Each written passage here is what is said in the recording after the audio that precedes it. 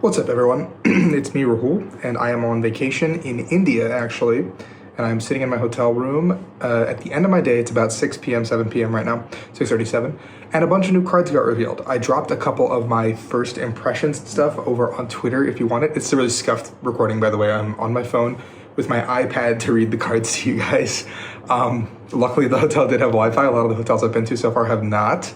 But, you know, I downloaded a lot of Netflix shows. I was prepared for this, but that being said, we've got a ton of cards. I'm sending this video over to a couple of people, and hopefully someone's going to be able to edit this together and put some cards up in this area whenever they pop up. So we're going to look at my first impressions, kind of what cards are good, what cards might not be good, especially given that rotation is coming. So I'm going to have to kind of think a little bit outside the box. So starting off, we've got Gouging Fire EX, 230 HP basic Pokemon. This is the past version of Entei. For those of you who haven't played the games, this is the past and future Paradox Pokemon coming into play. For fire colors, we're doing 60 with Heat Blast, not a lot of damage, nothing to write home about. For 2 fires and colors, 260, and we can't use this attack until next turn. Now, with a water weakness into retreat, this is actually not that bad of a card because there's not that many good water attackers in the format. Yeah, I guess Chien-Pao and like maybe this Walking Wake, but given rotation, I think there's going to be more like, there's going to be different cards. So I think this card can actually thrive off the fact that you have Magma Basin, and just being able to do 260 is a pretty good number. And if you're using the tool itself as well, you can put yourself at 290 HP, which is pretty hard to knock out, and can't be affected by status conditions. So not that relevant, but yeah. Next up, we have Walking Wake, which is the past Suicune basic Pokemon as well, water type here. It's got the ability Cerulean Pulse. Damage from this Pokemon's attacks is not affected by any effects on your opponent's active, meaning we can go through Mimikyu, stuff like that. I think that's the only thing that's relevant right now. So it is a 1-card tech to deal with Mimikyu if you play Water Energy. Its attack is Catharsis Roar, Water double colorless, 120, plus 120 if they're affected by a special condition. Very easy combo to pull off with Brute Bonnet being a ancient Pokemon as well. Playing a couple of ancient tools plus Walking Wake means you can use Catharsis Roar pretty easily. That also being said, it is weak to Lightning and 1 retreat cost, and there are some pretty good Lightning Pokemon, namely Miraidon, which is one of the few cards that can search itself come rotation when we lose Level Ball, VIP Pass, and Fog Crystal. So this might not be the best card, but I think you could tech this into something like Roaring Moon, potentially, just because water energies can slot in. Maybe you're playing heavy energy switch anyway, so it can maybe work that way. Next up, we have a Raging Bolt EX, which is a Dragon type, 240 HP basic. This guy is Raikou's pre-evolution. He's got long neck syndrome. This guy is my homie. I like this guy quite a bit. This card, I've already seen it. It's probably my favorite. Spoiler. For colors, Bursting Roar, discard your hand, draw 6. Pretty okay, not that great. Its attack is Lightning, Fighting, Extreme Ascent, 70 times the number of basic energy you discard from all your Pokemon in play. So it's a discard draw effect, which is pretty nutty. We've seen it on Chien-Pao, we've seen it on other Pokemon in the past that have been very strong. Now, what do you want to pair with this? Lightning and Fighting is pretty difficult to pair with. You have Vessel to find your energy types, which is good. Gutsy Pickaxe, pair with the new Mallow card we'll see later, could be pretty decent. But Sandy Shocks EX and Koraidon EX are both pretty solid. So you can play a little bit of an aggro strategy going first, pop your hand into the discard, get a bunch of things going, Koraidon 2 energy onto the board, have Sandy Shocks to accelerate a couple of energies as well. And then your Raging Bolts can just chain 350 damage turn after turn after turn. Because Sandy Shocks is 4 or higher in prize cards, so the only time that it's really relevant is towards the very end of the game with 2 prizes or less, but at that point you should be accelerating enough to the point where your Raging Bolts can chain, or try not to play an off-prize game and take a weird go into 3 prize turn. Maybe there's some 1 prizers in here too that could be really good. We just have to look through all the fighting type attackers, and maybe something like Cavern Tackle Terrakion could be decent as we go deeper into the pool. So I think this card has a lot of potential, especially come rotation, but it does have 3 retreat costs, which is a little bit of a downer. Next, we have Flutterman, the ancient Pokemon, 90 HP basic. Ability of Fluttering Dusk, as long as this Pokemon's in the active, your opponent's active doesn't have any abilities. And then colorless, for triple colorless, 90 and put 2 damage counters on your opponent's bench any way you like, 1 retreat. Now, this being said, I thought at first this card said all Pokemon, so my tweet is extremely misleading.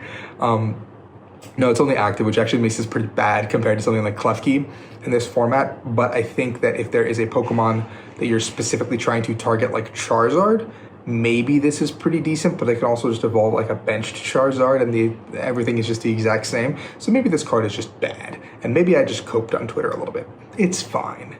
Then we have Explorer's Guidance, which is a trainer. support or ancient. Look at the top 6 of your deck, put 2 of them into your hand, discard the others. It might remind you of a card called Hapu we had a little bit ago. It's pretty much the exact same card, which actually pairs really well with a lot of ancient strategies that are just trying to dig deeper and get to their big beat sticks, which seems like ancient is going for beat sticks, future's going for damage counters, and a little bit of bonus damage here and there, which is a little bit cool of a mechanic. Then we have Iron Leaves EX, 220 HP grass, basic Pokemon from the future. Ability, Rapid Veneer. Once you're in your turn, you may basically move this Pokemon from bench to active and all energy, or as many energies you want, basically Wordy or Heatran, all these cards effects. Prismatic Edge, Grass, colorless, 180, can't attack next turn. This is basically just a hard counter to something like Zard or Roaring Moon in the format. Pretty powerful for 180, but 180 is like a really weird number because you can't even get to 210, or 220 is like the number you need for most things, I guess, nowadays. So I think it's a little bit of a weird statement card, but it is a tech for Zard if you're playing grass energy already, I guess. That's like the big thing. And something like Tina, maybe, something just to close out the game. So it could be relevant there. I guess if you already waste like Mirage Gate energies onto the board, I guess it's very reasonable. Next up, we have Iron Crown EX, which is the future version of Cobalion, it looks like. Ability, 220 HP, Psychic type. Ability, Cobalt Commander. Your future Pokemon's attacks, excluding any Iron kind EX, do 20 more damage to your opponent's active Pokemon. Now, that being said, I don't know if this ability stacks. If it does stack, it's actually pretty insane because we have like Deoxys from Plasma back with Future.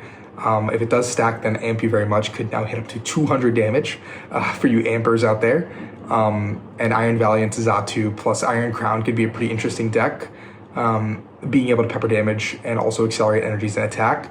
And then Twin Showtails, its attack, Psychic Double Colorless, does 50 to 2 opponent's Pokemon, and not affected by weakness resistance or any effects on defending Pokemon, which means you can now shred things like Manaphy or Jirachi pretty easily. Yes, we do lose Yoga Loop, I'm pretty sure is gone, but you can still now do a little bit of shenanigans with this and play an all Psychic type deck with no Fog Crystal, which kind of sucks, but Zatu could get a lot of potential coming off of this Iron Crown card, especially, and then obviously Iron Hands plus like some turbo version of Iron Hands could be really, really strong, especially with Iron Crown as its backup damage. So you're just amping every turn, or you're arm pressing for even, like now you can arm press for a max of 240.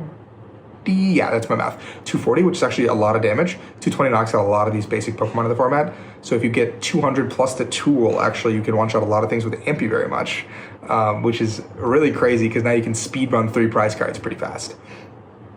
That's disgusting. I actually just thought about that more. Okay. Iron Boulder is next up, fighting 240 basic Pokemon as well.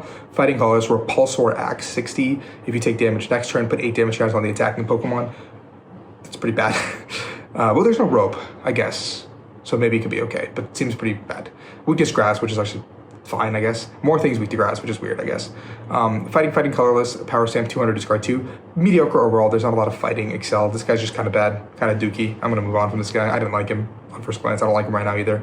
Iron Thorns, Lightning, 140 HP, basic future. Destro Press, 70, reveal the top 5 cards. This deck does 70 for each future card you reveal there. Discard your future cards and shuffle the rest back into the deck. So it's like pretty decent. It's just late game popping something. So maybe you play like an all future deck where it's like Iron Thorns, Iron, our main guy, Iron Hands with Iron Crown maybe in there. Play a couple of generators basically to get the ball rolling. As your way to get to Amp You Very Much, and basically we're just gonna amp a bunch, get a bunch of tools into play. We can play Mallow now, so you can set and stack your electric generator, which means now you can basically guarantee get 2 if you get a supporter, which seems pretty insane, I'm not gonna lie. Given you can Luminion Sealstone as well at some point, so play just like Arven's and that card, and maybe that's really all you need to get popping. And this card could basically be the end game, because it only requires 2 energies, and your deck is maybe just all future cards that you're not going to use at some point in the time. Then we have Cryptomaniac's Deciphering, which is just Mallow. So check for 2 cards, shuffle your deck, put those 2 cards on top of the deck in any order. Mallow is an incredibly good card with cards that could draw off of it, like Zoroark GX back in the day. We don't really have something like that at the current moment. But Generator is a card that can thrive off that very well. So any deck that can kind of draw 2 cards, which is very few, with Granja, I guess, in the format, you can do that with any deck, realistically. But what deck can benefit off those 2 cards greatly enough to make something happen? Zard is a great example of one, and the other one is this future box deck that I've been cooking in the last 10 minutes with you guys. And then we have the 2 A specs, or I guess 3 A specs revealed here. Neo Upper Energy, which attaches to colorless energies to a Pokemon. Just basically double rainbow to a stage 2, which is a really cool idea, except for the next, I'll just get to the next guy.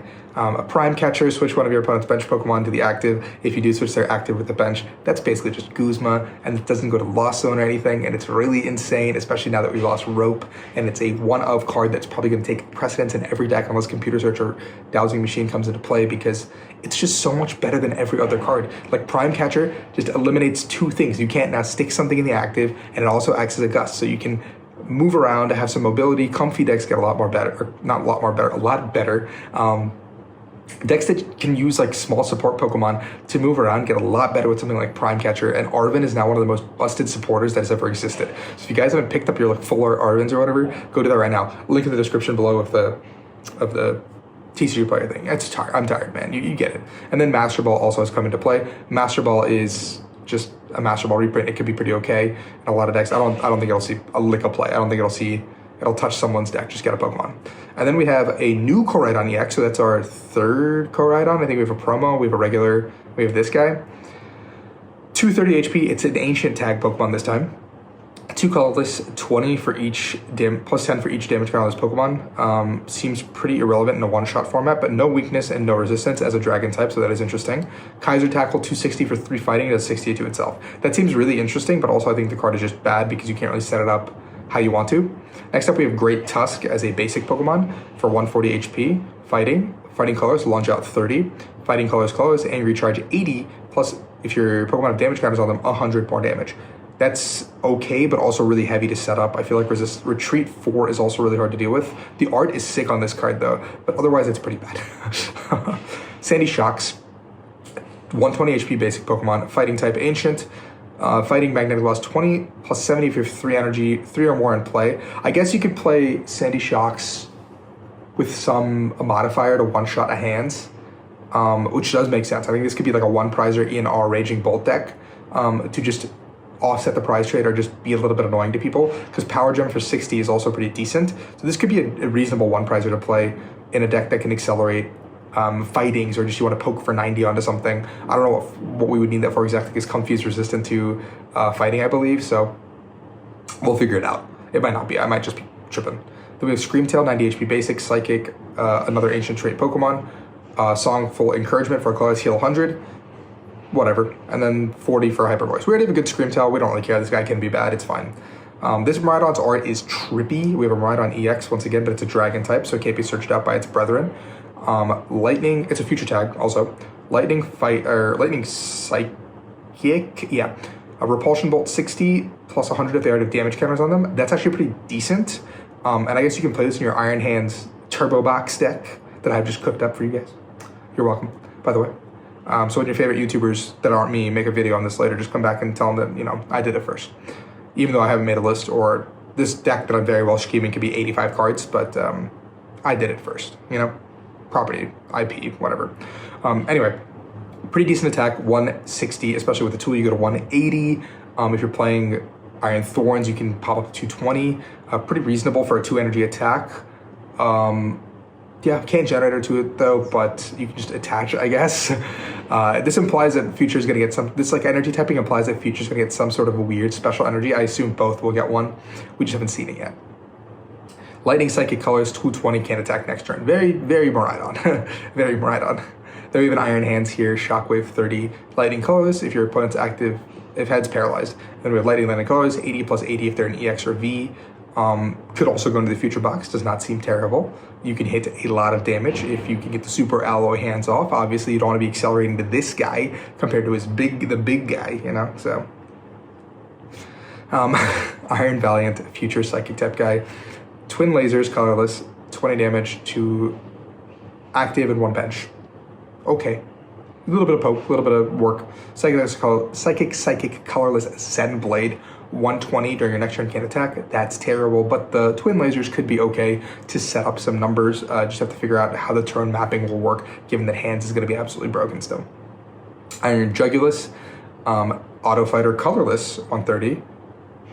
Yeah, makes sense. If it's in the active and takes damage, put 3 damage cards on the attacking Pokemon. Not too crazy. And triple colorless, 110 from Wind Blast. So that's pretty mediocre. There's really cool TCG artwork here too. I'll have whoever's editing this put this up here. But that's the entire set, guys. Or not entire set. Whoa, I am so sorry. That's a lot of the new cards that have come out. If you guys enjoyed my reaction, review, whatever, please like and subscribe. We have a ton of content leading up to EUIC. When I'm back from the holidays, I'm reinvigorated to do some content. You guys can see that looking as hobo as I do out here in the jungles of India on a vacation. I'm actually in the mountains right now, so it is a little bit of a fun vacation with my family. But I'll be home from the motherland soon, and you guys will have some awesome content coming your way. Please leave a lot of stuff in the comments below. I got a lot of receptive stuff about the top 8 review stream or restream, so I'm gonna try to restream those on my own time on my channel, so you guys can come check those out. And those will be VODs that'll stay forever, so you guys can check that out. Anyway, please like and subscribe. Peace out, have a good evening, Merry Christmas, and Happy New Year.